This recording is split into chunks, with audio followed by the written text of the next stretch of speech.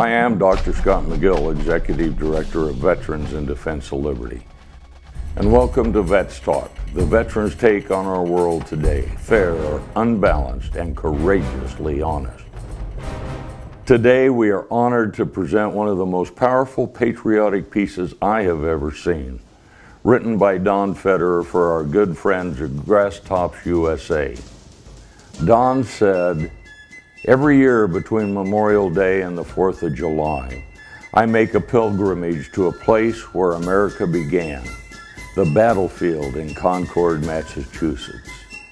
Today it's a national park with beautiful green rolling hills, flower beds, a meandering river, and the Minuteman Monument." The colonists gave birth to a new nation, not on July 4, 1776, with the signing of the Declaration of Independence, but at the Old North Bridge in Concord on April 19, 1775. Words are fine and necessary, but nations, like individuals, are born in blood. The Battle of Concord was the first time the colonists fired on the British soldiers. The Redcoats on the other side of the bridge fired first a warning volley and then into the ranks of the militiamen on the other side.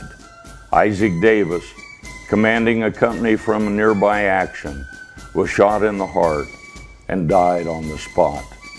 "Fire, fellow soldiers! For God's sake, fire!" cried Colonel John Buttrick, another militia leader. And fire they did. Their shots of defiance rang down through the ages. In Emerson's immortal words, "By the rude bridge that arched the flood, their flag to April's breeze unfurled, here once the embattled farmers stood and fired the shot heard round the world." Since I first heard the Concord hymn as a schoolboy, I've thrilled to those lines. Apparently, I am part of a dwindling majority. Younger Americans are less patriotic, the New York Times enthusiastically reported on July 4th, 2014. While 81% of the greatest generation said they love America, only 58% of the millennials feel the same way. The Times called it a generational gap on patriotism. In part, this lack of ardor is because many millennials are afraid to commit to anything. It might require them to actually do something: marriage, career, country. It's also the fault of a refusal to teach American history either in the public schools or higher education. In the National Assessment of Educational Progress, American history always ends up at the bottom of the heap. In a 2014 survey sponsored by the American Revolution Center, 83% failed a basic test on America's founding. More than 50% attributed Marx's axiom, "from each according to his ability, to each according to his need," to George Washington, Thomas Paine, or Barack Obama. Of course, Obama is easily mistaken for the communist theoretician. More than a third of those surveyed didn't know the century in which the American Revolution occurred. Half believed either the Emancipation Proclamation, the War of 1812, or the Civil War preceded the Revolution. A third of those surveyed did not know that the Bill of Rights guarantees a right to trial by jury. Over 50% thought our form of government is a democracy, a word found nowhere in the Declaration of Independence or the Constitution, instead of a republic. In another survey, 2/3 of Americans could not name a single Supreme Court justice. In a poll of high school juniors by the San Francisco Chronicle, only 8 out of 34 students correctly identified FDR as the president during World War II. Incorrect answers included George Washington, Teddy Roosevelt, Woodrow Wilson, Richard Nixon, And Winston Churchill? In his first inaugural address, Abraham Lincoln appealed to the mystic chords of memory, stretching from every battlefield and patriot grave to every heart and hearthstone all over this broad land. But what happens when the cords of memory fray or snap?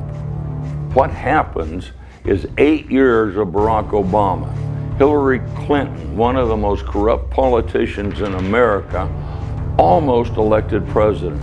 Washington forcing Americans to buy health insurance. A majority of Americans opposing Trump's border wall.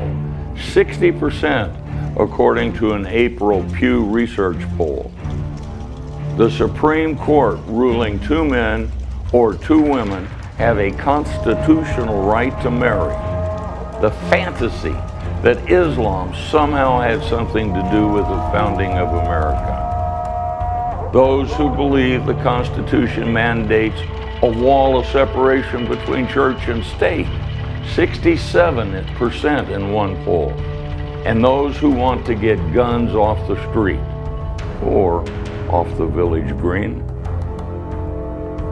How can an American not take pride in his country, knowing that we started by defeating the greatest empire on earth, went on to adopt a constitution that provides the best system of government yet divides, kept the nation united and ended the scourge of slavery in the Civil War, recovered from the Depression and saved humanity from Japanese imperialism, Nazism, and communism, became the world's laboratory of invention in the 19th century and the powerhouse of production in the 20th.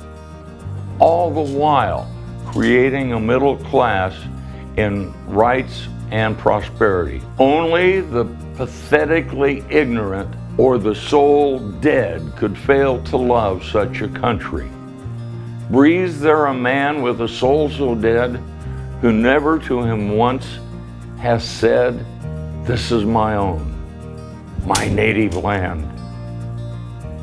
The Minutemen and the militia at the Old North Bridge had their counterparts in the Battle of New Orleans, the boys in blue who held Cemetery Ridge at Gettysburg, the doughboys of Belleau Woods, the boys of Pointe du Hoc, as Reagan called them, on D-Day, and all the rest of the heroes at the Chosin Reservoir, the Tet Offensive, and Desert Storm.